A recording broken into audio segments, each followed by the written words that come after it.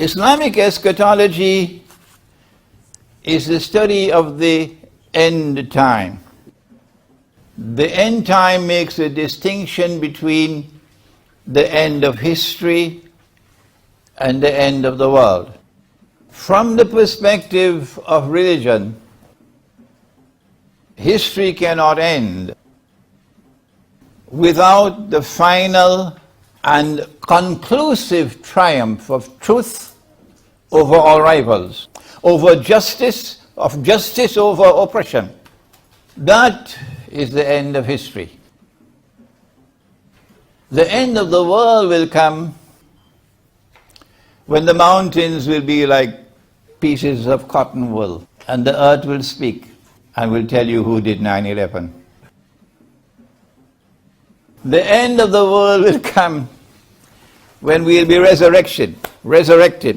And whether we believe it or we don't, we're going to have to stand up and answer for the life that we led.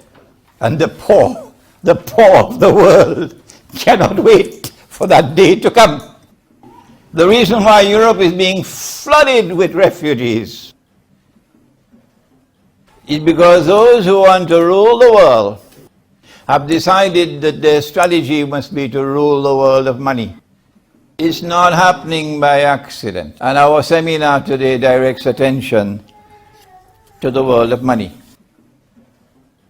Islamic eschatology could not emerge as a developed subject before the creation of the Zionist movement in 1897. It is since 1987 that events have continuously unfolded in the world, which allowed the discerning thinker and scholar to connect the dots of history and to read history differently from what is taught in universities. With the Quran and with the word of the Prophet, Allah's blessings be upon him, we have discovered within modern Western civilization a stage-by-stage progression to a goal that is located in the Holy Land. We have discerned, for example, you'll find in my book, Jerusalem in the Quran, part of the story, that the mastermind who created modern Western civilization brought into being Britain as a ruling state with Pax Britannica, except that it wasn't Pax, it wasn't peace.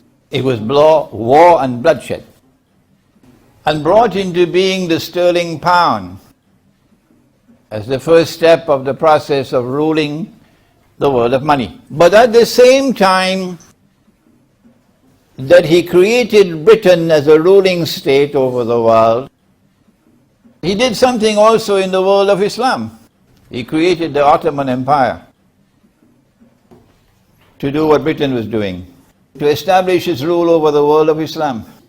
And some of you may not like this, but to do his dirty work for him. And it is time for Islamic scholarship to wake up and to recognize the essentially evil nature of the Ottoman Empire, playing a sinister role in sabotaging an end-time alliance between the world of Islam and Orthodox Christianity, located in the Quran and prophesied by Prophet Muhammad, Allah's blessings be upon him. That was the Ottoman Empire.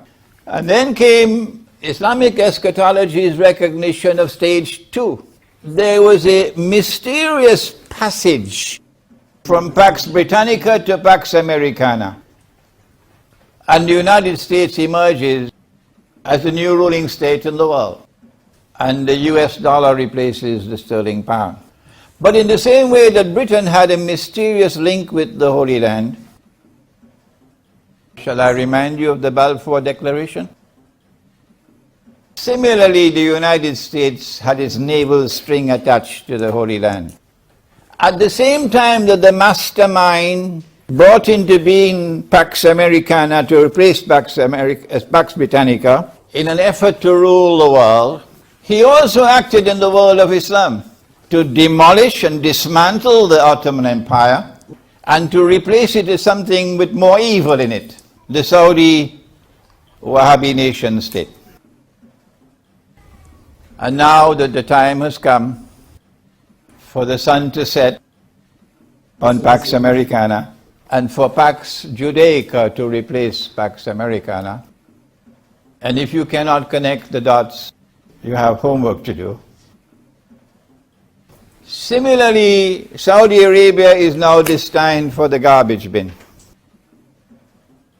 But this has not as yet reached the political scientists. This is Islamic eschatology.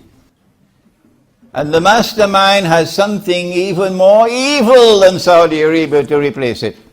It's called ISIS, or the Islamic State, the bogus Islamic State. And of course, when we speak like this, our lives are in danger.